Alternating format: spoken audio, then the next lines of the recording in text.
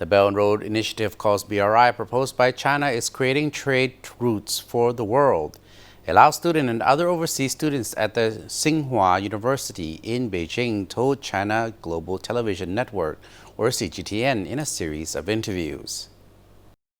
This year marks the 10th anniversary of the launch of the BRI, which aims to build trade and infrastructure networks connecting Asia and Europe and beyond along the ancient Silk Road trade routes. From historical point of view, I remember that the Silk Road was created in the Han Dynasty, which is around 2nd century. Ekvisai Chen, a social science student from Laos, said, "From historical point of view, I remember that the Silk Road was created in the Han Dynasty, which is around 2nd century BCE, and then has been used until the late 15th century. It contributed to the development and economic growth of Ruslan, a computer science from Azerbaijan, said the Silk Road boosted economic and cultural exchanges between China and Europe and turned his country into a trade hub.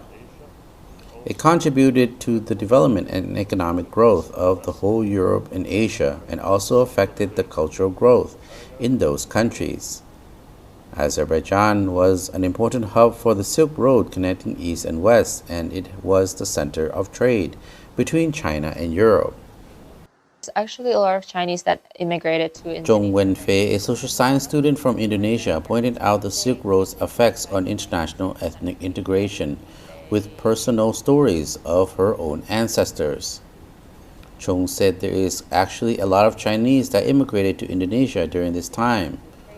One of them is actually my grandparents. They came to Indonesia in the 19th century, and they came to Indonesia to do trade. And then they decided to stay in Indonesia. China is basically helping us to develop infrastructure of our country, to put our country into the world's map.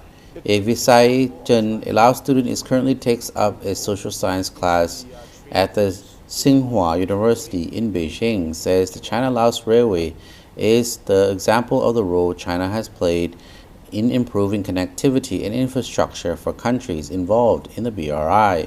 It starts from Yunnan, Kunming, the station, until like Vientiane. He said China is basically helping us to develop infrastructure of our country to put our country into the world's map. The greatest example of China doing their role is the train routes which they built. They finished building in late 2021, which starts from Yunnan's Kunming, the station, to Vientiane Station, which is the capital city of Laos. China is basically creating a route for Laos to do trading. The Belt and Road Initiative is a global project that aims to build a trade and infrastructure network connecting Asia with Europe, Africa, and beyond. Laos is one of the countries that lies on this strategic trading point. The country views the Belt and Road Initiative as compatible with the Lao government's policy to transform the country from a landlocked nation into a land link.